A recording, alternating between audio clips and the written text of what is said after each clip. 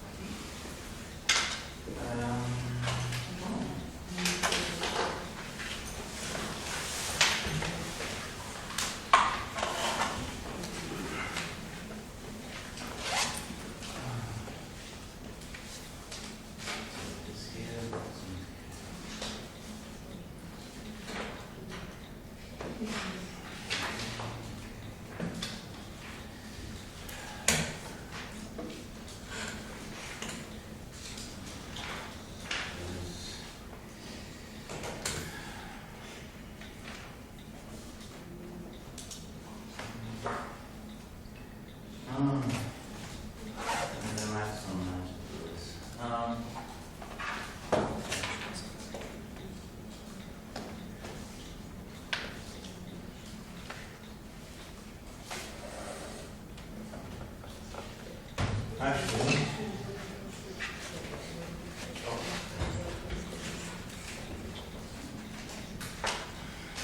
well, when this starts, yes, that's comes out well. It's a 2010 presentation in PowerPoint. If it doesn't work, I'll have to say it again. So that's the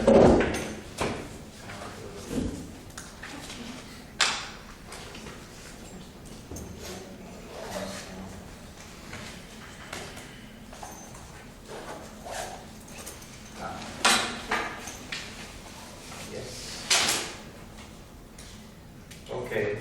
What I want to start today is to speak about something that is going to become very important in the future. It's important not because the EU is doing it, although the EU is actually starting to do it, but it's generally because these are going to be used by lots of organizations around also these are really investment, UN investment funds, World Bank things, combinations, every kind of operation will appear with this kind of instruments. And here I will speak about the EU. The EU calls them innovative financial instruments. Don't worry, they are not innovative at all. The only innovation is that the EU never used them before. So they're all very excited. Parliament and so on, they all don't know what it is. But in fact, bankers know very well what it is. It's a pity that I have some slides. At a certain point, I will have to continue with this, as I thought I had another hour to put it together. So my apologies. It's good I'm a guest lecturer and I don't have to then go and say, well, you know, you're paying me, but I was late and all these kind of things. I don't think so. On costs, I think, still okay. So, what is the idea of financial sharing? I mean, if you look at why this is part of the movement to shift expenditure, to shift the construction and the development of public infrastructures and public operations, to find the private sector to take part of the financing, but also part of their management skills and so on. So the whole idea is to try to find the best balance between what the public sector should do and the private sector. We have the US and then the UK as pioneers in the 80s, and then it was started to shift into other countries, but it's quite interesting that the idea of public-private partnerships is in many countries in the EU quite strange, and in some of the quite advanced countries too. The idea of the state building public infrastructure with the involvement of the private sector and have things like motorways that are built by the private sector, put tolls, but the state intervenes only partially. You know, this kind of things was not very common, and it's still resisted quite a lot in many countries. One of the reasons of the resistance, of course, is that getting it right is very difficult. When you start negotiating with the private sector for the things, it's quite hard to get the funding. It is quite hard to get the private sector involved, and what is harder is to make sure the private sector doesn't fool you. So the idea, the theoretical underpinnings, this you should know. Your economists with the principal agent theories that started in the 70s. Then you had the transaction cost economics a bit later. This is from Stiglitz. The previous one is from, Stiglitz is one of them. So these are where they are saying, you know, the state is too costly. Principal agent means it's difficult to control someone that is working with you instead of for you. So if you are state agencies working together, you have the problem of who is forcing the other one to do their job. We know a lot of things about administration, so you know what they mean. And then you have transaction costs that when the private sector is involved, they also can act quicker, take decisions quicker. So you have a lot of transaction costs the public sector has that they don't have because they can move much faster. One transaction cost that is not very nice is the easiness in which private sector can fire people, which the public sector cannot. And then you have here the idea of shifting the responsibility, and you can see this especially in the UK, where a lot of services and things have been transferred to the public sector, and the UK has started even to, this started very much in most countries, this is used for like motorways and stuff like this, but the UK has gone into schools, hospitals, every kind of services. They have privatized, but also they have built new ones, putting in private hands the running of these operations. The state still sometimes pays, when it's a hospital, of course, it's publicly managed, the state pays. The idea was that the private sector would be cheaper. I have to say, a lot of people find it surprising how this is not the case, and how the quality sometimes has degenerated. But in theory, everything is perfect. Okay?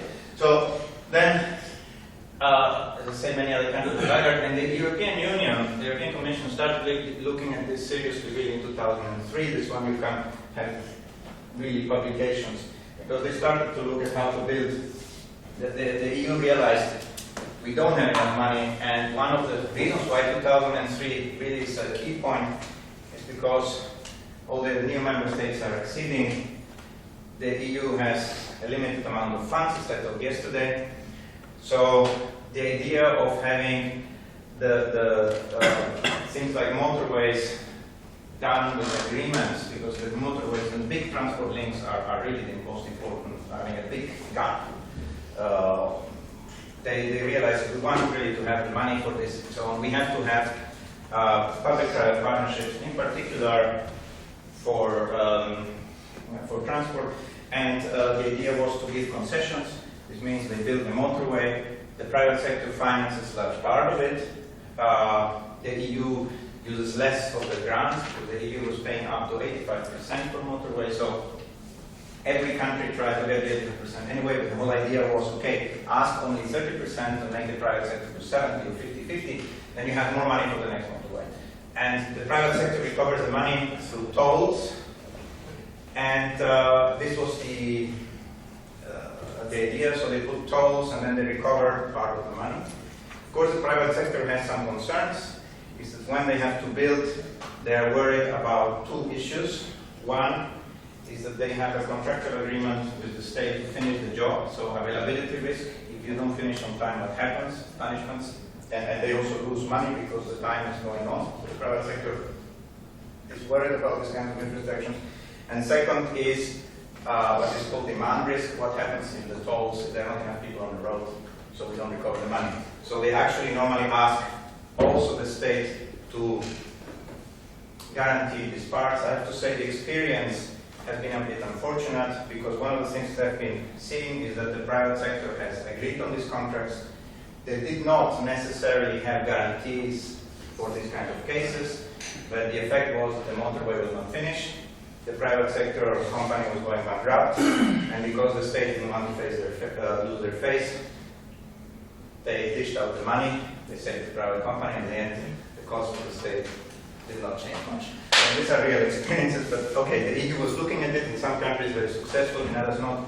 The point is that running properly these kind of things requires highly technically experienced people. You need public-private partnership, technical expertise, and some countries have it. I think here they have it, in Poland they have it, in others, in the UK, of course. That is, you have the teams, expert teams, that they can negotiate and do this kind of agreements. Because the ministries and the public work people, they normally were not able to do this. But in 2007, the public-private partnerships, just in time before the crisis. They introduced really M2U much stronger, actually in 2009, so but they're used more from 2007. More seriously, they start using them in finance. It means it's not only about the private sector finishing a job and then recovering the money. It is actually to have the to get the financiers to finance it, take the loans together with support from the public sector. So this is what I will describe. So one of the reasons is just in time. Let's say the crisis has brought something quite severe to the economy, as you will see, is that financing has become difficult due to the risk awareness now of banks, also of other, not only banks, but I should add also pension funds and all this. Simply investors are worried, and one of the biggest damage has been the long-term investors. It's very important. Long-term investment practically dried up. Every kind of infrastructure for long-term in Europe has evaporated, to make it clear, at a large scale. So the more traditional financiers, you had the monoline insurance, where insurers specialized in insuring public sector, where they have died, most of them, because simply the public sector has a budget deficit that is like hell. They have insured a lot of infrastructures and public expenditures around places they shouldn't. So the monoline insurers have disappeared. A lot of banks that were specialized in municipal infrastructure disappeared in Europe and also the US and so on. And then Europe has the new Basel II, for whoever knows about it. I don't know the absolute details. I'm not a financial, financial specialist in this case. But Basel II, what it is that they have required banks to have a lot more capital and to have a lot of rules on finance, which makes long-term investment much harder for the banks. Therefore, now the public sector has a big problem. They don't get financiers to finance long-term infrastructure. Now, this coincides, of course, with the EU's absolute desperate look for new energy technologies, energy infrastructures, which are all very expensive, long-term, and complex. So anyway, the crisis, several ones that we are having at the moment, it has made everybody look much closer at the public-private partnership. And if used in finance, it would multiply the funding. They are looking, you see the difference between PPPs in the 80s, is they were saying, let's make the private sector do it. But the government was not really looking for so much for getting more money in circulation. They were just trying to shift the funding problem to the private sector. Now what they want is leverage. Now this is an important word. Leverage, attention in financial economics, leverage is something different, but for the EU and for the private sector, leverage means you give public funding to financiers as a kind of grant, and these financiers will then agree, because their risks go down, to lend to big, difficult infrastructures, to big, difficult projects, and so on. So you give it to some financiers, and then you have what is called the multiplier effect, which means once you have given this money to some financiers, and let's say European investment money in the EU, but also in a development bank or even the World Bank, let's say, starts financing something, this project, of course, gets already funding, it means that it has a certain guarantee. Normally the projects are checked. So other bankers appear, other private banks, as they start to finance it, of course, because they feel that the risk is lower, the interest rate is lower. So what you do is that you reduce the costs of loans. What you have, the combination is very important. Let's say that for an infrastructure, you can go as far as to say that for €1, you can get 20, which means that with a public sector investment of €1 billion in infrastructure, something like this, you can get up to 20 to 30 billion total finance for infrastructure. So that's why everybody is so desperate to use this. So it's a big, big leverage effect. Now, this goes together with the Europe 2020 strategy. I mentioned it. The EU had launched very ambitious targets on growth, employment, research and development, greenhouse gas emissions, energy, renewables. All of this was launched, was started to be designed, thought about it before the crisis. Now, when this came out with targets for 2020, there is very little money, and we have a crisis. So we are in trouble. So why the EU in general fights a crisis of the member states and the EU in total? You need to invest in the long run for several reasons. You need to be competitive on high value added. We are not alone. We are competing at all levels of industry around the world. Any kind of thing you do wrong now means that we are going to be in trouble. Every mistake means you're going to be poorer in the future. You have to be careful what you miss to finance today, because we are effectively not alone. What do you mean by competing at all levels of industry? Well, the reason, yes, why I put all levels of industry. This is something I want to stress always, that there was a belief, and there still is a certain belief of some public sector people and governments and all of this, that you see the world is divided like it was before the 80s. You have America, Europe doing high value added production, and the rest of the world does the basic commodities and low tech. You know, China does plastic toys and so on and so on. So you have the world divided between Japan, Europe, America, then a lot of some middle income countries producing some middle products, and we are sitting on a gold mine of high tech.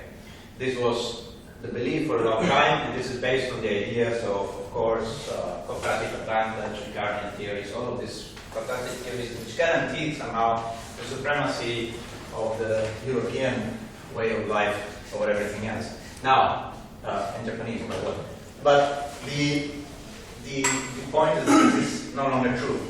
So, and still today, a lot of decisions are taken as if Europe, if you look at the austerity drive and so on, so they are taken as if we had some guarantee that we do have a comparative advantage in certain industries given by some kind of divine force. We do not have that. We are going to compete from cereals up to the highest level of technology, not only with the US or Japan, but with China, with Korea, and with others that are coming. It's not an exclusive benefit for some industrialized countries. And technologies are getting cheaper. This means the production of high-tech in many other countries becomes also cheaper. It's getting easier and easier to start production of certain products. And the only barrier, a lot of the barriers are beginning to be more political and so on. So from a technological point of view, you have the human resources and the right political level and so on. You can start quickly in many areas. So what I'm meaning with this, with all levels, means we are in trouble. Okay, that's quite easy. So Europe has to stay, for example, ahead. We're thinking energy and material science. For example, I put materials. I think everybody's speaking about energy, but there's issues about what is going to be a component of the future iPhone or the future whatever. What are the materials that are in there? What are the materials of motors? If you look, which is one of the most industrial places in the world and one of the richest in the world, the most advanced is somewhere in Germany. Look, they don't have a crisis, no? But they have material science. It's very powerful, and they produce all kinds of pieces for every kind of plane around the world. The actual metals and this kind of thing. We need to stay there because this is very complex, very difficult, and there we have some. But you need to maintain this, and this is the big question. You wanted to say something? No, just move your pen. Okay, no problem. So we need this austerity, but we need investment. We don't want to get what we were speaking yesterday about lost thinking. It's quite risky reading there. So at the end, someone has to pay, of course, and the money is in the hands of EU, but not forget of foreign investment companies, pension funds, and you know. When you ask an EU banker who is going to invest in big infrastructure projects, they said if you have the right instruments, we are coming to that project now. The Chinese are desperate to find something to put their money on. So it doesn't matter where the money comes from. Okay? So So we are going to be bought by the Chinese, like the Americans. So what do we need to mobilize investment. So what do you have to do to mobilize investment? What are the problems in different sectors? This is important for you to understand. You have risks. You have risks, and for each investment type, you have different risks. I wanted to put in a picture all the risks available. Oh, see, I didn't get to that. But there are, of course, technological risks. Will it work, will it not work when it is a new technology? You have construction risks. Will it be finished or will it not finish? You have demand risks. Will people actually want it when it's done? So you get money back. Demand risk could be the use of motor risk. It could be the demand of new product. You need, then you have exchange rate risks, which of course in the EU are quite limited. But if you're operating in developing countries, it's very important. In other countries, exchange rate changes. So you have a lot of really particular risks. You have management risks and all that. So this, I think I went practically through everyone. Okay, but you need to look at these risks and say what do you need? What is it that the public sector is going to help mitigate? What does private investors, what keeps private investment funds from European pension funds, American pension funds, to Chinese funds, to government-run funds, it doesn't matter. What Chinese government-run funds, because the government here would subsidize it. Anyway, but how do you get this funding from around the world? How do you get this funding into our business? So you have here in infrastructure. What are the problems with infrastructure? Infrastructure, you know what you get at the end. You know what you want, but you have two very big problems. One is long-term maturity. You have to wait a lot of time normally to get the money back because it will operate late, it is expensive, so it will take time. So you can go to 10 to 20 years before you start getting the money back. So you need long-term pension fund, this kind of things, bonds that really have a long-term maturity. So you need a very guaranteed fund with long-term returns. But you need some security for this. When the longer the long-term, you will accept it only if you are quite guaranteed you're getting it back. But you have availability and demand risk. One of the biggest problems with this, what happens at the end the infrastructure is not really used, and second, what happens if actually it's not finished. These two risks are considerable, and the EU created, for example, the EU created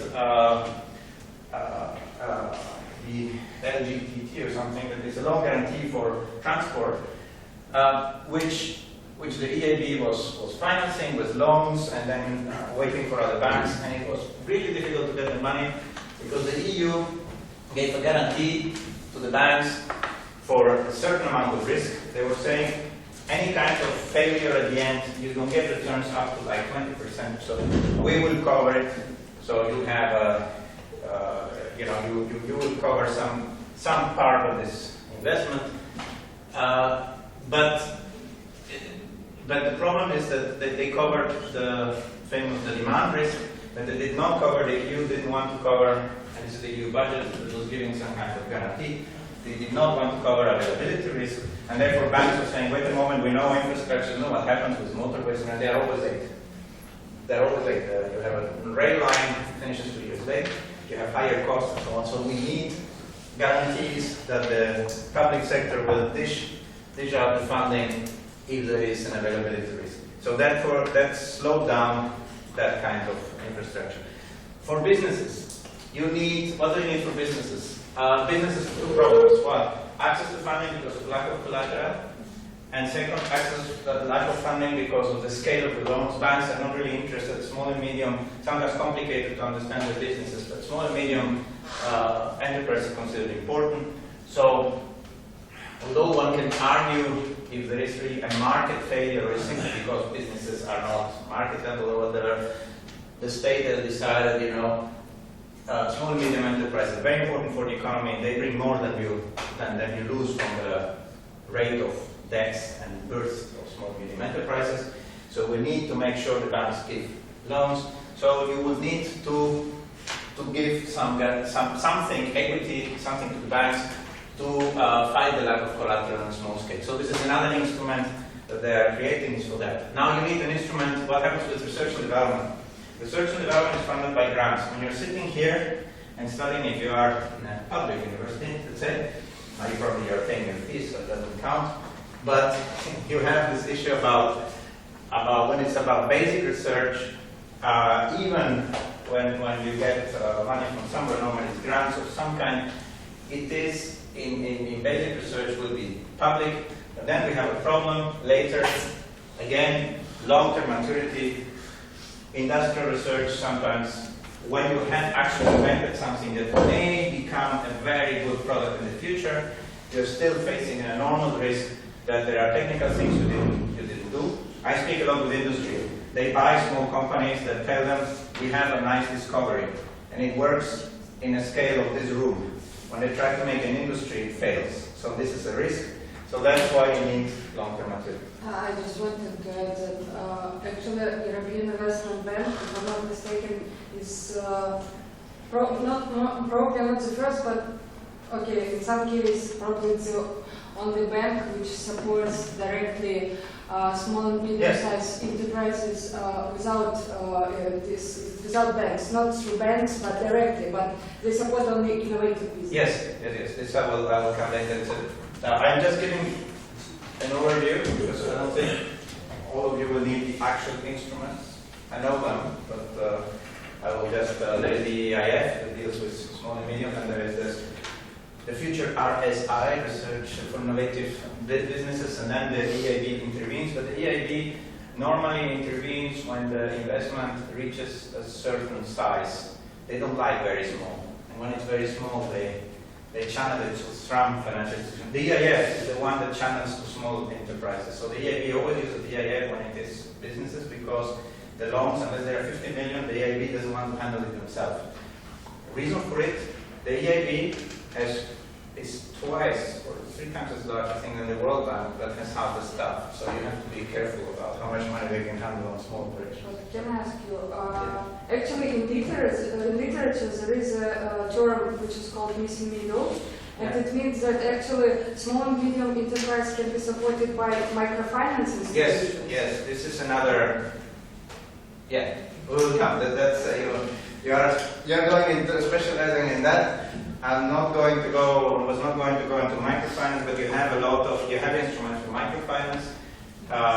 They are blending instruments where you get several combined funders, and you have local banks, and then you fund to small enterprises. But what I'm speaking in this list is the risks that they're missing. And if you're going to SMEs, but you also go to small businesses, the microfinancing, what is the problem is the same. It's about lack of collateral and small scale of loans. It's the same problem, only from SMEs it's easier than from microfinance, simply because the microfinance is not enough business for banks, for normal banks. So SMEs, it's easier to mobilize banks for SMEs than to mobilize banks for microfinance. But it's the same problem here.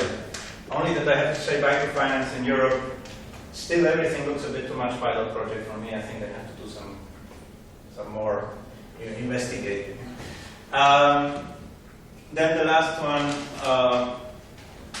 for complex new technologies, of course, this means not research and development, but actually mature technologies that are around and you want to introduce. This is very important in energy, but in other sectors too. You have an invention, you have tested it, you have proven it, but you face lack of existing business models and uncertainty and lack of trust. This means you have a technology that is fantastic and new, but you cannot convince a banker to believe you, because simply it's something new. And this is happening a lot in a lot of technologies. The financiers don't trust something that is completely new.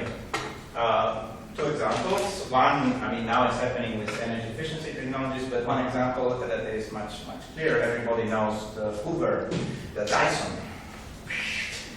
No back Hoover. Well, he went to every kind of bank, and nobody, not one bank, wanted to give him 1 penny for this no back. Hoover. They said, no way. Everybody used to change their backs. No back. So he had to find the money himself, find investors around, venture capitalists, and get the money so that he could actually produce it, and then it was a great hit. And the main reason for him not getting the money was not the business model. Of course, very successful. It was simply that it was something that nobody believed, something without a back. So then, that's why you need funding that is for new technologies. And today we have an enormous challenge to push and to force technologies into the market that are geared toward reducing emissions in Europe. So solutions, what solutions you have? You have the solution they found that, already existed in Germany, has been used for ages with the KfW, Kredit- und Staatskreditablau, which practically had been giving loans for decades with guarantees by the state. They have an extremely successful system of energy efficiency loans with guarantees by the state, and they are copying this in the EU. And these banks are actually running the logic behind it. They are all in Brussels, lobbying hard. Anyway, so first you have very basic grants, technical assistance, and direct investment grants. Someone will say, why are they there? Why these are not blending? This is still a grant. This is not linked to a loan. No, it is linked to a loan. When the technical assistance and the direct investment grant is essential part of a loan agreement, then it's considered a financial instrument, an innovative financial instrument, a lending instrument. Then you have loan guarantees. First of all, speed. This means the EU with the EIB, they say, well, we set aside some money, we put it there as a guarantee. This means if something happens, the first 20% of losses, this is the maximum that they're giving, the first 20% of losses will be paid by us. Now it's an agreement between the EIB and the budget. In the future, it will be 90% EU budget, 10% EIB. EIB's second loss means the first 90 goes the EU budget pays the losses. So what does it mean? The guarantee that the investors know that up to 20% of the cost, whatever happens, they will first be killed by the EU. So they feel a bit more safe to invest. So these loan guarantees are becoming very important. You can give the risk capital. This is really, give capital to investors. This is kind of equity, in fact, but you give the capital that is going to be returned if with interest and so on if the project succeeds. Then you have this equity in debt for SMEs, some mezzanine loans and so on. This means you give them their equity. This means you give them money and you say, you're successful, you pay back. Or you give them a loan, which they have to pay back, but again, they don't have collateral. They don't need to have collateral, so you're not indebted if it doesn't work. And the last one is interest rate subsidies. This is used in less developed countries, not inside the EU. This is just to make the loans cheap. So here you have the list of kinds of, they are the main kind of grants that are given to link it to loans. These are very important. These are going to drive public financing at large scale for many, many, many things and for many years to come. So I think that learning about them, do very well, guarantees you a certain kind of future to a certain extent, because this is going to be a big game for some long time. That's why I moved in. I'm originally an agricultural economist, so just to tell you how you have to move with the times. Here you have the choice diagram. Say when do you use blending? Why do you have to go in? What is the theoretical foundation to use this? And they say, well, the point is that you have to make sure, and this is again, very difficult to guarantee. You have to make sure you are in this little gray area here. What does this mean? Here you have economic rate of return, which is the rate of return of an investment, private and social. So it means that there may be projects that are very important socially, that are completely zero-making private. This you will use grants, the state has to provide public goods of that kind. Private sector will not do it. And then you have mixtures that are private and public. Here you have the private, this is the internal rate of return. This is what the private people look at. So you have an interplay between the two. So when you are here, it means that it's socially useless and privately zero. So anybody investing that is an idiot. So here you can guarantee that private people will not invest. I'm not so sure about the public sector, but they should also not invest. Okay, this quadrant, dead. Now, if it is private, very profitable, of course, let them do. But if socially you have a negative impact, which may be emissions, pollution, maybe other things, you need to start taxing and regulating the guys when they are here. Now, you are coming here, as I said, very socially, very positive. If you are down here, really, I mean, this is pure research. It's somewhere here on this line. Practically only social. No, this pure research, astronomy, I don't know. I mean, you may have in 20 years' time spaceships using the discoveries, but you don't know. So you are down here. This is grants. Then, as you go up the private sector, you go close and close, but of course, under zero, nobody is going to give you money. But you reach this point, that this, you reach this point, and of course, this means, here it goes down, it makes a triangle, y makes a triangle. This means in this point, your interest, the public sector is interested that it happens, and it wants to make sure that the private sector takes their part of the benefits too. So they do finance. The private sector has to finance because they get benefits. So here you start intervening this. So it's still suboptimal investment. It means for the private sector it's not profitable enough. But if you give them, cover some costs, direct subsidy, guarantee, whatever, you cover some costs and you can bring it over the zero line. This is your objective as a public investment vehicle of some kind. You want to make the private sector, the private part that becomes profitable. So there are two possibilities. Either is it suboptimal investment because of risk. So what you're trying is to improve the credit rating of an infrastructure, or you simply cover some of the costs. If you want to improve the credit rating, you give guarantees. If you just want to reduce the cost for the private investment, you will give you will just give a grant that covers some costs. The most difficult part of an investment, there may be some social part. You have to do a project and you have to invest in educating the workforce, having a housing next to it. I mean, you can have quite a lot of things that simply are given necessary parts of the project, essential parts, but that are not really part of the actual investment. Then you can give a direct investment. This happens especially in developing countries. Say you have a large project, but you need to have the workers living nearby, you have to train them, you have to all this, and this kind of costs are not the actual building of whatever you're building, but they are essential, and that part maybe this you cannot recover, therefore you get maybe a direct investment on that, and then you can give the loan in parallel. So here you're bringing them up. Now, there is the other problem, is that being up is not enough. Then you get the market failure, or even non-bankability, which means it is profitable for the private sector, but first there may be market failures, effectively that some transaction costs,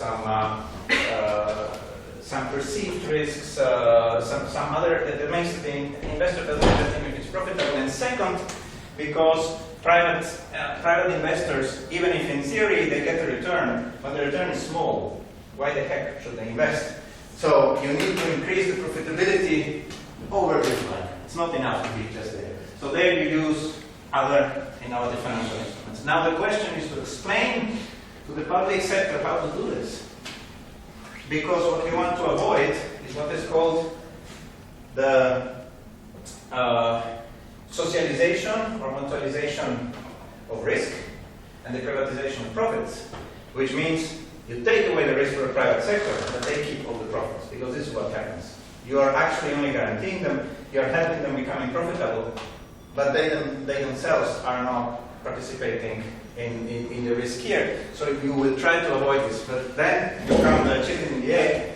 Once you have created a guarantee system, a loan system that is with the support, a private investor, the first thing will try, even if it's profitable, they will try first to convince you to give him the subsidy. And once he cannot get it, then he will invest maybe by himself. So you never know. So you have a question there about moral hazard. You never know exactly if a private investor will do it or not. And this is one of the criticisms of the EU's investment for innovative enterprises. It is that the EU has given a kind of risk guarantee to the EIB. The EIB then channels this, uses it to finance research, last stages of research, innovation, just before the business is, just for entering the market, so it's a kind of helping the businesses enter the market. And you are eligible or you're not eligible for the loan. So if you are an innovative firm, you have a research operation, you can get from the EIB a low interest loan thanks to this. Now, a bank may give it to you for a higher interest, and you may take it if this didn't exist. And one of the problems is that nobody can tell you, and there is hardly any way to discriminate between people that take advantage of the subsidy and the people that need the subsidized loans. So this is a problem, and this is one of the reasons why it's so hard to move forward with these ideas. Many countries are worried because countries have not much problems to introduce these guarantees and all of these instruments domestically, because when they get it domestically, it's the state subsidizing their own companies. So they are very happy. They say, okay, some of our companies will take the subsidy, but they will become more competitive. Another thing is to give the money to the EU budget that may use this funding to subsidize a company who will compete with one company in your country. So the UK is a great defender of every kind of PPP and financial instrument in the UK, but they voted against some of the instruments in the EU for the moment because of this, because they are worried about the misuse of the subsidies that maybe are misused in the UK, but it's different, as I say, domestically, and if it's done outside with competitors. So here is a picture. You don't need to see. It's just to give you an overall. It's quite simple, in fact, even if it's complicated. It's complicated just to show you how many instruments they exist. All of them, for the moment, are small funds, but they will multiply. So what you have here is you have a budget allocation. Let's take research and development. The EU put 500 million, and then another 500 million later. So it means 1 billion over 7 years. They put 1 billion over 7 years, and it was given. It went into the EIB risk rate. So this is for research and development, and the EIB then gives loans to beneficiaries. What happened for research and development? This is high risk. It means that the EU's 1 billion created for the beneficiaries around 6 billion in EIB loans. Now the EIB was giving just only partial loans, 50% of the investment, but the EIB has quite severe selection criteria, and the EIB loan makes the actual research, what is left, cheaper, less risky. So it attracted other investments. So for 1 billion in the late stage of research and development, the total funding that has been mobilized has exceeded expectations. It's around over 12. So you have a 1 to 12. Leverage, multiplier, sorry. Leverage is the EIB, multiplier you're going to get other ones. So now you have other ones. Let's say you have, for development countries, you have a mix of this, and they give, the EU gives a grant that they put together also with grants from the national member states. This is abroad, developing countries. You have an African instrument, the Infrastructure Trust Fund for Africa, the Neighborhood Investment Funds, the Western Balkans Investment Funds, the Latin America Investment Fund, the Caribbean and Pacific Investment Fund, and there are lots of them. Only 4 are yet operational, others are coming. There will be quite a lot. What they do is you have a grant given to development banks. This is not only EIB, but you have the EBRD, you have Agence de Développement Française, you have other banks involved, and there are agreements between these banks. So there is a memorandum of understanding. So somehow they can use EU grants to operate in these countries. This reduces the risk for some developing operations. It means that they can give loans in areas because they will be finding it too expensive to intervene. And it's the only place in the developing countries where they use interest rate subsidies, mainly in sub-Saharan Africa. It's not used in middle-income countries. I mean, it's really there that they think it's important. You have different kinds, each instrument has different focus, but one of the points is what has happened is that in the neighborhood investment policy and so on, you can get a multiplier effect, the total funding from these interventions, and then the local banks coming and other banks coming, could go up to 30 times. So for every euro you get 30 mobilized. It's a lot of money. You can argue it's 20, 30 because the European Commission has this obsession to try to prove to you that they're mobilizing funding. So sometimes they put technical assistance as really as a blending instrument, and I think it's a little bit questionable because of course technical assistance is very little part of an investment, and I prefer to look at guarantees and all this. But it doesn't matter. It's a lot of money mobilized for every intervention. So this has caught the eye of policymakers, and now they want to increase, multiply several times the guarantee section, the EU budget section on this. And you have the same for the EU, for transport and all this. And then here, at the bottom, you have technical in debt that can go either to holding funds, and the holding funds are distributed to banks, or also here to banks. It can be the EIB directly. Here you can have the EIF. So there are several structures where you have the money going through until it gets into banks, and banks then give loans to beneficiaries because the funding is not theirs. A lot of this funding is quite invisible. People just go to the bank after a loan and get it. They don't know that the reason they get it is because the EU has put the money there, and it's not the money of the bank. The bank gets interest rates so that their costs are covered, and but it's a funding that you as a beneficiary will not really notice unless you read probably the small print in your agreements. Although the Commission has complained that even there the name of the EU doesn't appear in some countries. So you can imagine the UK was very successful with it, but I'm sure nobody in the UK knew where it might come from. So even in the UK, yes, they were using this kind of thing with EU money. So this is really a picture of the game of this.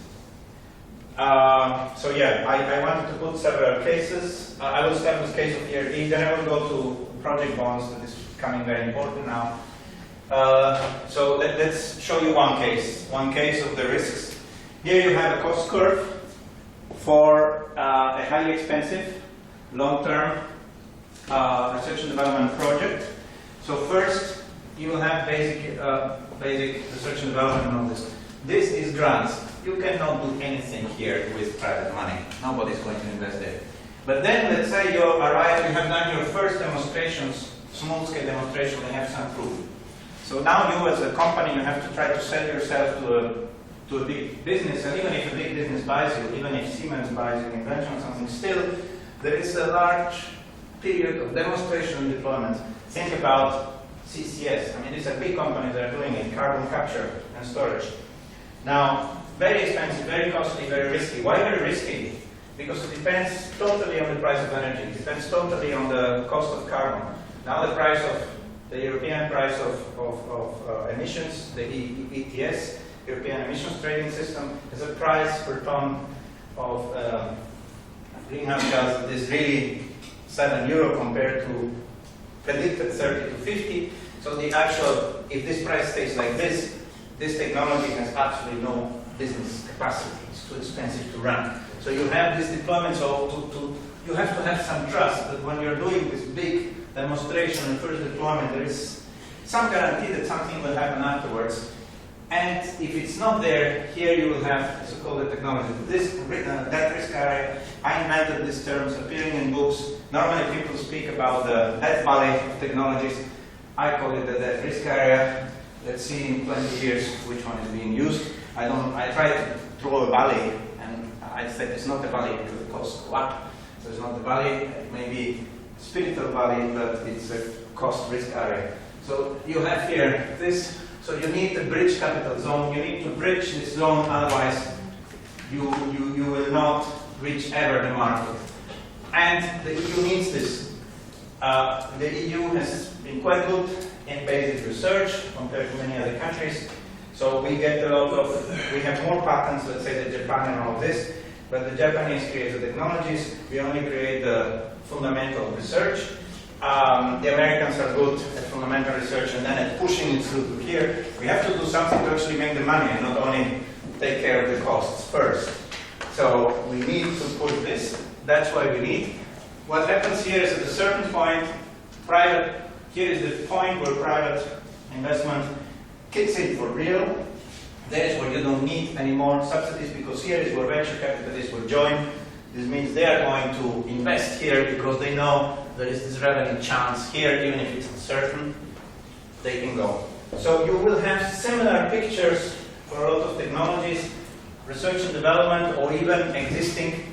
If you are looking at energy efficiency, the technology exists, you can put it in buildings, and what you have there is that investors are, although you don't have a technology risk and all of this, you have a long-term, for example, energy efficiency doesn't make money, it reduces costs, so people can pay you back due to savings. That's a bit more obscure. And second, banks don't understand very well the concept, and although the technology guys, and it's quite easy to calculate what is the return of this, it's very difficult to explain to financiers. So there are guarantees being introduced for large energy efficiency projects so that the bankers reduce their perceived risk. It's not real, but it's real enough for them not to invest. So this is another case. And then, well, infrastructures, what you have is a very long-term cost. And then it's very simple. That for infrastructures is very, very simple. You will have here the costs and also the returns. Let's say you have here the costs, no problems now.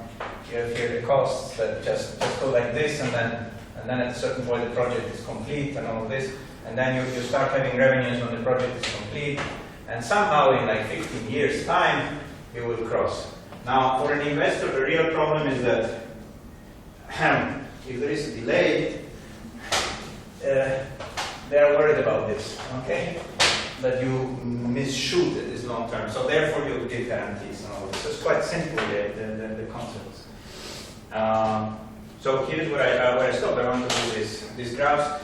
Now comes the famous, the real problem. The last one I'm going to speak about things, and this is the last hurdle. Banks have used it a lot. Banks have issued very often project bonds. I mean banks, project companies using banks to handle it. The EIB has 663, I think, billion euro in bonds for projects issued. A lot of infrastructure projects, everything are financed through the bond market. They are climate bonds, they are transport bonds, they're every kind of things. They exist. 663 billion of bonds. Now, the European Union and the member states and their politicians are terribly worried that the EU wants to introduce a project bond scheme.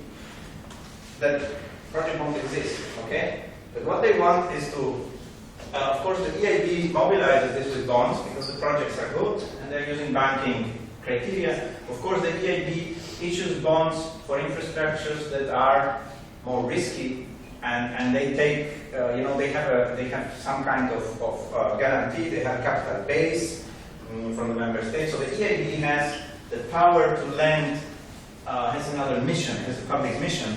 So it will create the bonds for projects which other banks will be shy of. But anyway, these projects are quite profitable. Otherwise, they would not create it. The EIB is operating as a bank. It's not operating as a grant machine. EIB has an AAA rating, and I have to say that the EIB, until some years ago, was very happily investing in very profitable, completely socially questionable projects. They were just making lots of money as the European Bank, investing in hotels, in tourist resorts, and all kinds of things. They were having a good time in Luxembourg, completely ignored by Brussels. They didn't exist. The European Investment Bank didn't exist until recently.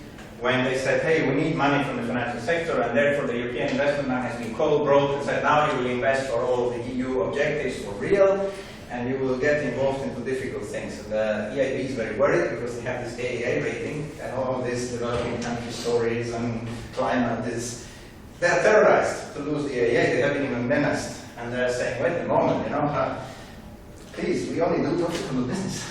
Don't socially profitable business. That's funny to listen to them. Anyway, so the EIB now is told to support the EU budget and the EU objectives. So and the EIB has done it shyly for some years. They created a system where the EIB guaranteed, as I told you, for transport, GRTP. So there they are involved. This is transport infrastructures, but they had a problem. It gave a guarantee that the EIB issued a loan for part of the infrastructure with a guarantee, so they gave a loan with low interest rates, but they needed other financiers to finance it. They only financed 50%. And the big problem they found is to negotiate with several banks an agreement for a complex infrastructure. It takes years. It's a nightmare. It's an absolute nightmare to negotiate for infrastructures, this kind of thing. So they said, okay, we need to mobilize hundreds of billions. We managed with 1 billion of this guarantee to mobilize 20 billion for infrastructures. Great, we did it in X years, 5, whatever. We managed to mobilize funding with agreements with 30 banks and torturous days and nights of negotiation. Now we need to multiply this only by 500 times, and then we will be fine. So the EIB says we cannot use the system, so we need to use another, which is quicker. And that is where project bonds come. The project bonds initiative of the European Union is that the EU again guarantees up to 20% of a project. The losses, takes the first losses of a project up to 20%. Then you have, of course, some loans and equity and so on. But then they are targeting that projects maybe cost 200 million minimum to build. They're targeting big infrastructures, energy, transport, whatever. So you need to get a lot of funding, and you don't want to negotiate with 20, 30 banks, 10 banks, 5 banks. You want investors as big a mix as possible. And why not Chinese investors? They don't negotiate with the Chinese bank their loan. You have to go there. It's not easy. Or Japanese, or Korean, or whoever. It doesn't matter. American. You want investors you don't care where the money comes from, honestly. So what they said is, okay, we need €1 trillion for our dream infrastructure, at least 300 billion. So where do we get this money? So we said, okay, EU guarantees this 20%, puts aside some money. They haven't agreed how much money the EU will put, 7 billion. And then the EIB gives some kind of part of the equity and loans and so on, and then it will prepare for the project company, single proposed vehicle project company bonds. And these bonds will be sold in the market to finance these infrastructures. Now, the idea is the infrastructures are sub-grade. This means normally a public infrastructure is very often sub-grade investment. This means that the markets don't like it. They need AA plus something, the big bonds, bondholders, the investment funds, and all these, the pension funds. Pension funds, terribly traditional and conservative. They want high ratings. Normally, infrastructures start by BBB is just not good enough. So if you give a guarantee, this means that there is you're a bit relaxed, that the availability risk and so on that I was called will be taken over by the EU. If there is a problem, your bonds are safer. And this would mean that the credit rating goes up, and then you get all of this long-term investment for projects that take 15 years to get the money back, or even 20, you get them in. Now everybody gets very excited about this and say, oh great, 1 billion, we get them 30, 100 billion, whatever. This is an incredible tool. So every politician is thinking about building their dream, completely loss-making infrastructure using guarantees. And this is not how it should work. In fact, it has been seen, and this is a warning, that when you give a guarantee of to an infrastructure, you can have two reactions. The first is say, oh, they give a guarantee, this reduces my risks. The other one is giving to the market the signal, this infrastructure is so crap, they try to make you buy it, giving it subsidies. So actually it means the state is intervening because this is really a risky infrastructure. So actually what has happened is that when the governments have co-financed infrastructure, giving money to infrastructure, the credit rating went down and not up because of the fear of the market has increased because the public has intervened. It means something is really wrong. So this is things that nobody speaks about. When you're speaking to Parliament, the European Parliament voted resoundingly for project bonds. They did not discuss the mutualization of risk, the socialization of risk and privatization of profits. They did not check very well who is going to benefit and who is going to foot the bill. Are we not again doing something like we have done already, that all the losses of the banks are paid by the taxpayer? Now we're going to pay all the losses of the infrastructure. Taxpayers like me are not happy. These kind of things are not seen. Everybody sees this as a holy grail. And it goes even further. Some politicians in the UK in particular and some others, they're thinking, great, developing countries, loans, not grants. Interesting. Let's start substituting grants with loans. And they want, for example, there was a thought about eliminating all grant assistance to Latin America. Now, will you tell me which profitable education project will get a loan? Zero. So if you eliminate this, you will build roads, telecommunication channels, nice, profitable infrastructure, but you will kill every kind of social project immediately. And this is something that, for a political level, is very often mislooked. That you need good to have loans. Loans that one would think about this loan and blending instrument is that you can discriminate between projects that need really grants and between projects that can have loans. The way to do it is you make grants difficult to get. You make loans. You make the grants difficult to get, so only the ones that need grants will ask for grants, and then you have the loans for the ones that realize, okay, let's forget about the grants, let's go for the loans. I have noticed this even in Europe, it happens now, that there are companies that have profitable things, they were asking for EU structural funds and so on, and they come to me, because I'm sitting in Brussels. They said to me, can you negotiate with me, with the EIB, to get loans, because we cannot stand the administrative bureaucracy of getting a grant. And of course, they have a profitable energy project, so of course they should not get a grant, so I'm happy that this is the result. And yes, I'm helping them to negotiate with the EIB. It's a large project, 50 million euro, and it's being set up. Hopefully it works on energy, but this is the point. You can discriminate between loans and grants, and this is the use of it, but you cannot substitute. And the dangers now is all of these people, every country with a budget deficit and problems, they're saying, oh, let's shift the costs out of the government. And the UK was very upset when they discovered that the EU budget proposal was looking at the loans as a way to expand the EU budget reach, while they were looking at it as a way to substitute the European budget. So this is how it is going. So I have given you an overview of what is the loan mechanisms, and we have reached, in fact, at the end of the things. I don't need to go into the EU. You have seen Europe 2020. The EU wants to invest in research and development. The EU wants to use these loans to get into a competitive footing globally. There are lots of objectives.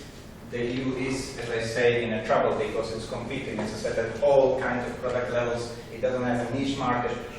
The EU is producing Mercedes and BMW is very successful, but what was funny is that there were some people predicting the competition, not from Japan and so on, but funny enough from China.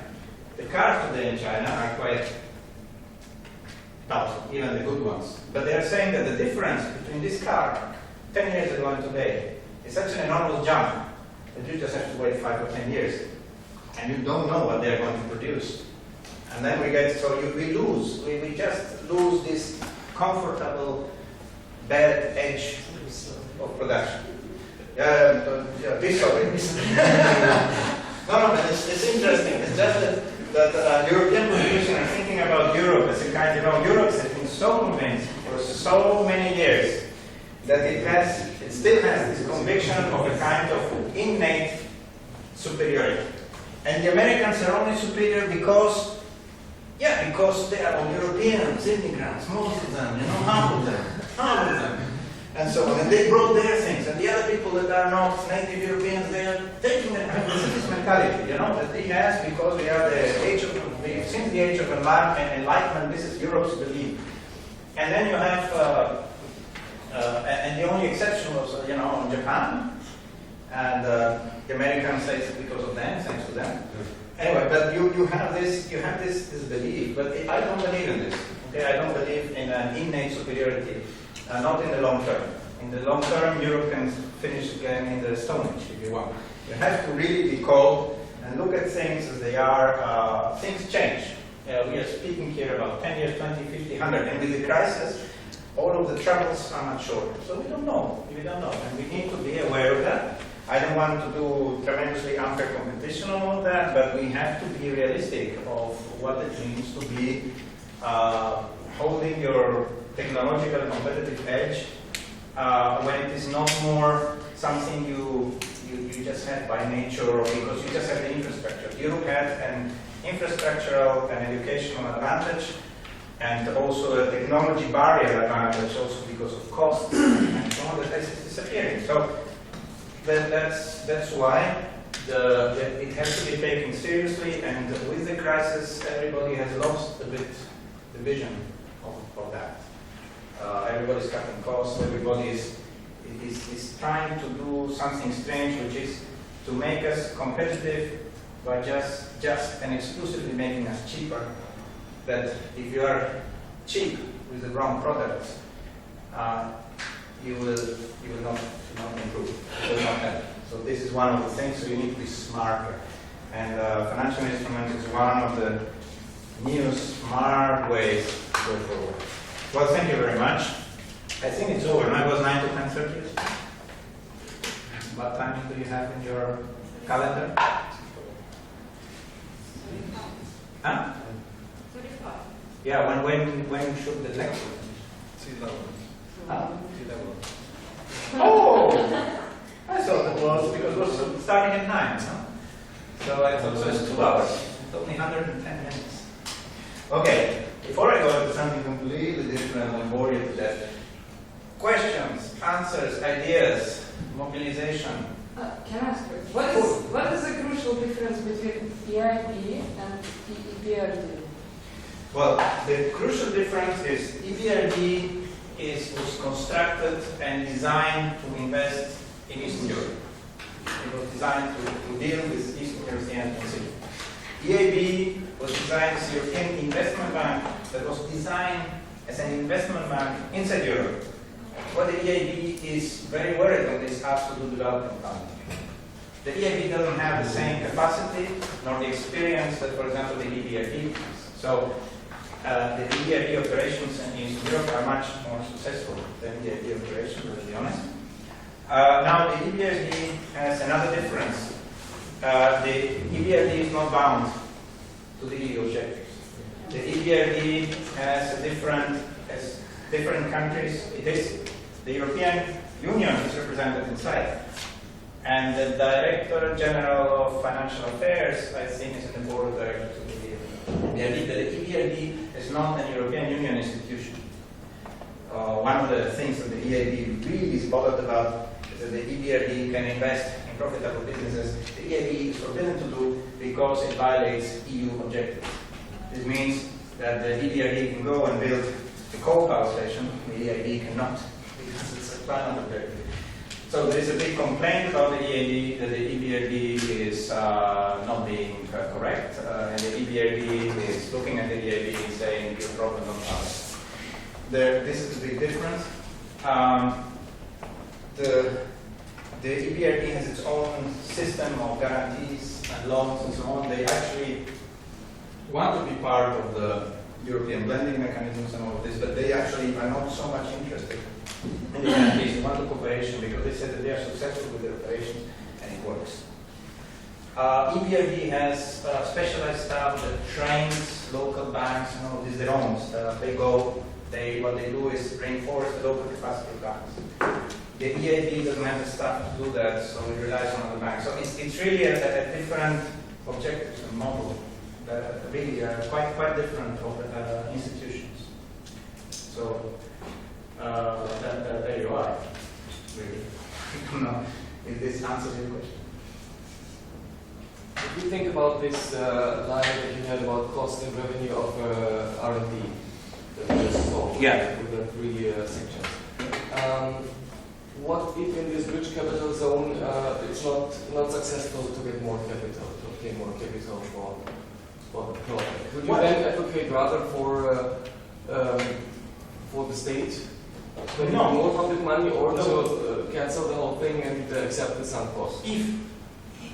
If you are in here and it doesn't attract funding with the guarantees and all of this, then you really have to ask yourself, is there not an underlying reason for it before you go for grants and so on. You could say this technology, let's imagine you are doing here a technology that is an adaptation technology. Adaptation technology may be a new composite material to use in dams to avoid that the Netherlands becomes a very long sunk beach. Now you want a new dam, much more powerful. This exists, this project, by the way. And you are at the demonstration phase and all this. This dam will have, shouldn't even be in this picture, in fact. This dam, yes, the developers can sell it to the private sector and make a profit from the private sector. But in fact, they're selling it to the private sector and the public sector anyway. So, in a certain way, there is not a private market for dams. And therefore, it would be mostly, completely a public funding operation from the beginning to the end. But here you're speaking really about things like energy, transport, things. You're speaking about technologies, research and development, industrial research and development, about technologies that are highly profitably successful. The only question is here, you don't know if they're going to be successful when they're here, but they have a chance. They have a chance. Now, then you imagine that if you reduce this cost line, which means the revenues are expected to be lower, you are reducing the cost for the private investor. The cost of the thing stays the same. This is only for the private investors will see this go down. Their risks, their cost. Risk is also part of cost. When you calculate your internal rate of return, the risk will make it more expensive, so the internal rate of return is higher. So now you will be default. So you will have to shift this cost will go down and cross further. So you will have as an investor the interest to say, well, if this works, then go in. It doesn't eliminate your risk. Now, one example that I was told recently, I have two opinions. Offshore wind power. Everybody is building them there. Enormous amount of offshore wind power. Offshore wind power has one weak point. Very big. The offshore wind power has the potential, if well connected and with things that regulate the flow. If you have them all connected and you have a European market of energy interconnected with high current direct voltage, which means extremely expensive connections. If you have that, you can use 80% of the European energy with offshore wind. But of course, with enormous problems of fluctuations, you have to control it. It's extremely expensive for the offshore wind to be developing more and more and more. But people are investing in that. And then there is companies like Hitachi and all these guys that come here and say, well, we have very powerful batteries. We have something that the Europeans have not developed, is storage of energy. They said they're managing to develop large-scale storage. What happens with large-scale storage is you can introduce it locally, several places, and connect the local renewables and grids. You can have a smart grid with a huge battery in the middle and make regions energy semi-independent. If you have regions semi-independent with many small sources of energy, Why do we need to connect it? It's a highly expensive, high current voltage thing going into the sea, into this guy. So their margin of profits depends not only on the energy price, but on some technological change that may simply make the cables to the middle of the sea too expensive. And then you will have all of the things hanging there. And this is something that people have been investing. And when the offshore was here, now this offshore is at this level, everybody's investing. But then some people like this may come in 1 year. They may say, "Oh, not profitable." And then I would say, "No, you will not pay them. They will have to die." You have to also admit that some very big things may be a very big mistake. So, but therefore, this is a high risk for everybody. You have to follow the lines of the normal cycle of research and development investment. You may get it brutally wrong. And this is why the European Union has the Strategic Energy Technology Plan, that is a kind of support system which is there to support research for energy, and it doesn't really choose what to support. There are areas and so on, and there are people going together, but it's trying to avoid benefiting one technology to another, because we have to admit that we may have disruptive technology innovation that will just wipe out one sector one day maybe. And we want it, because if it's disruptive, it means it brings something completely new, much more powerful, and then, okay, poor wind company, goodbye. So, I wanted to give you a on it here. Now it's time, before we finish, to do publicity.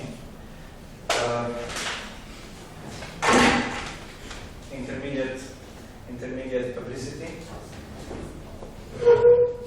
It's not really publicity, but it is important.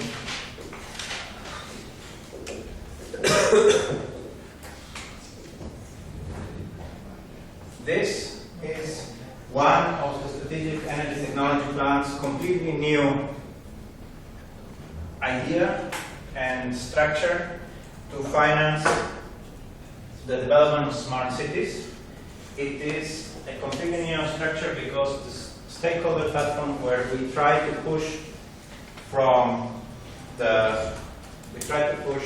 technologies that are promising into the market and link financiers, engineers, and cities together. It's a very important platform because it's a high-level EU initiative paid by the EU, and most importantly because I'm the coordinator and the chairman of the finance group. So that one is particularly important for me. But this one deals with this thing. This is the one that has will look at technologies, find the key technology, find the disruptive technologies, the new innovative. We have 200 people working inside, volunteers, engineers, bankers, financiers, strategic planners, no politicians. We banned every kind of political person, no mayors. They all wanted to join. We have all told them, thank you very much. No, if you don't have a degree in engineering and finance and you don't deal with this, you can stay home.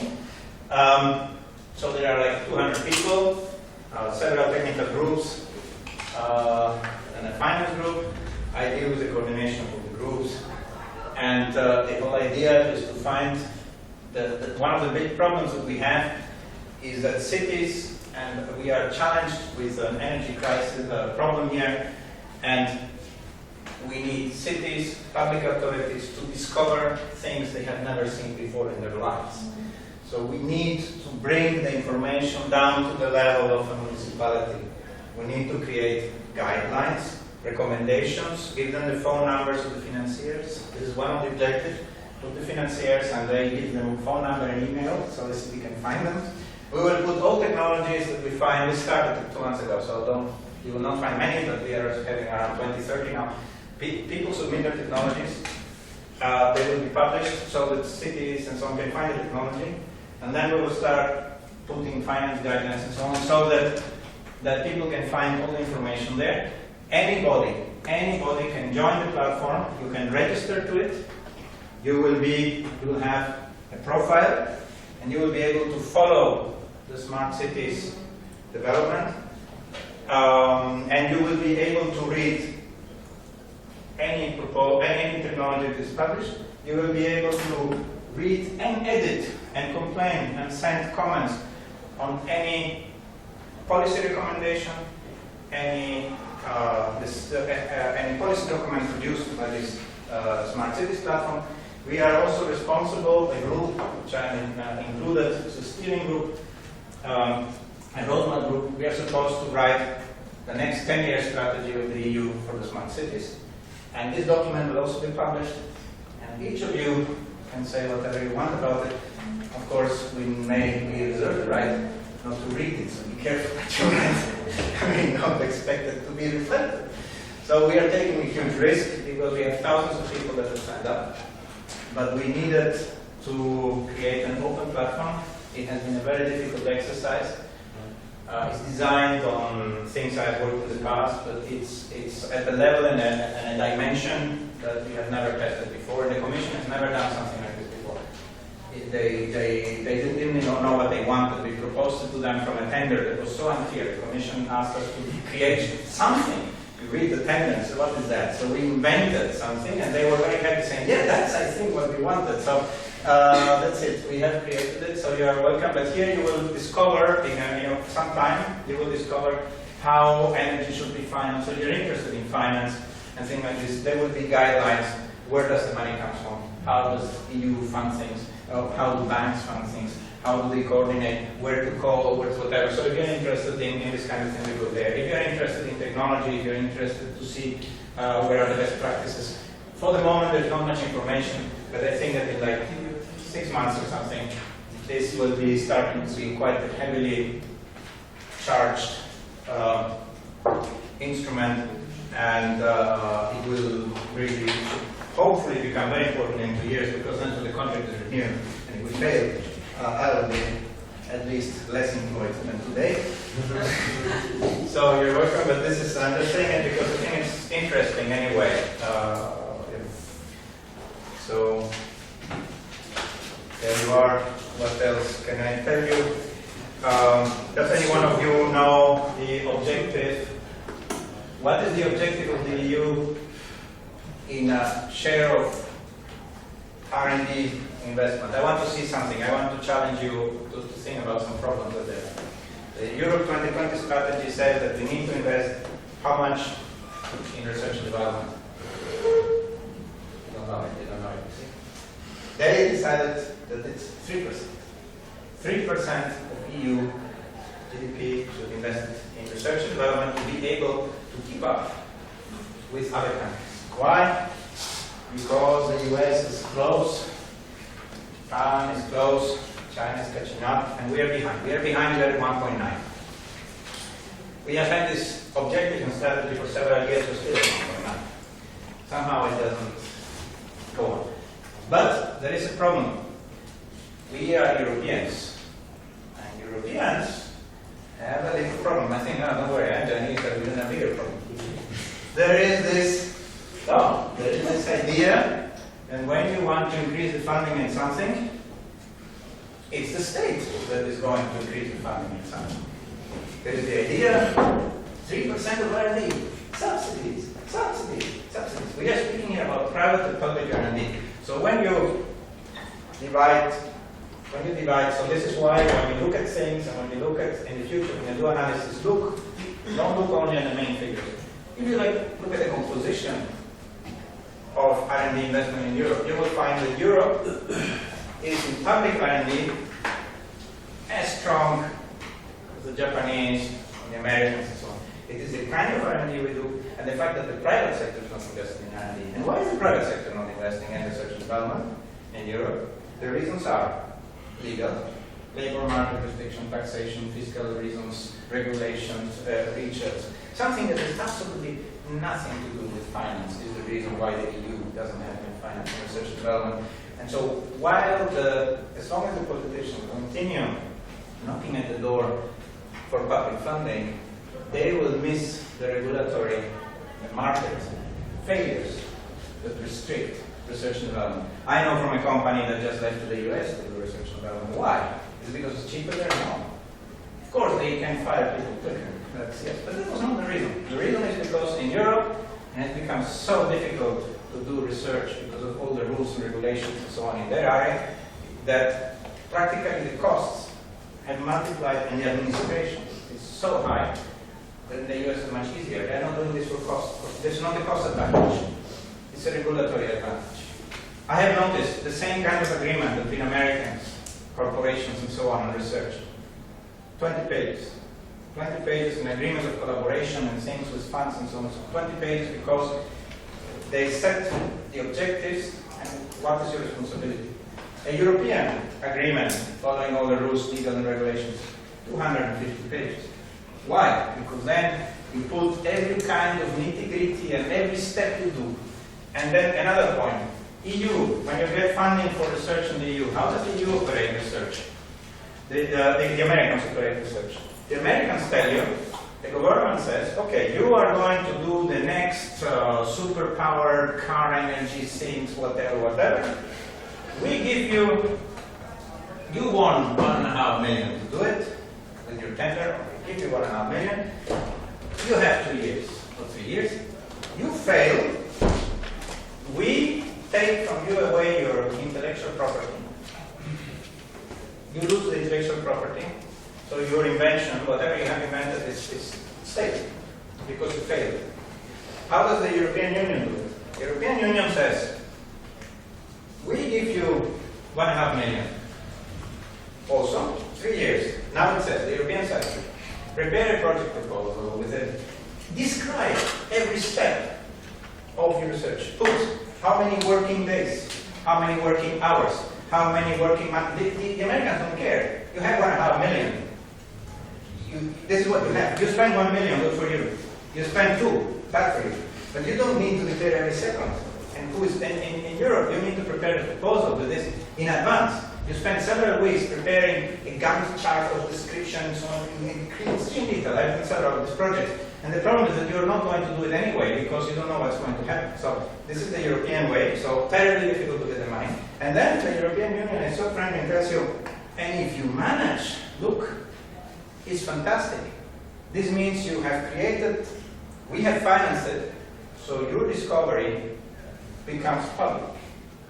You lose your IP, or you have to share it. Of course, what has happened, a lot of companies have said, no, we are not going to participate. So a lot of the technology platforms that have been created with a lot of big companies. The big companies are present because they have to do it for political reasons, but they don't really participate in framework programs very strongly or enough. They don't invest into them. They don't enter. They don't join so much because they don't want to share their intellectual property with the other companies. Siemens is saying, or Philips is saying, we have light bulbs, let's say for a nuclear power station, whatever with special conditions, special light and so on. Very sophisticated. We have the IP. If we put one of these light bulbs in a nuclear testing station for a framework program EU financed, we have to share the IP with the other companies that are there. We lose our light bulb. So then they don't participate. And this is a thing, this kind of stories you cannot solve by finance. And this is some of the big challenges that the European Union has to think, is to change bloody mentality. So this is another message to give you. Okay, the last question. And then you can all be released to enjoy the summer. Yeah. Any questions? No? You're all happy? Was it interesting at least? Did you learn anything at all? This is quite an enthusiasm. Okay, well, I hope you liked it. I was asked to prepare a lecture series, so, but not on this. So, maybe I don't see you ever again, but maybe you will see me on something completely different. They want to do agricultural economics. They don't have this in this week, because I was told. So, I and going back to origins, back to state. So it's thanks. And, enjoy your day.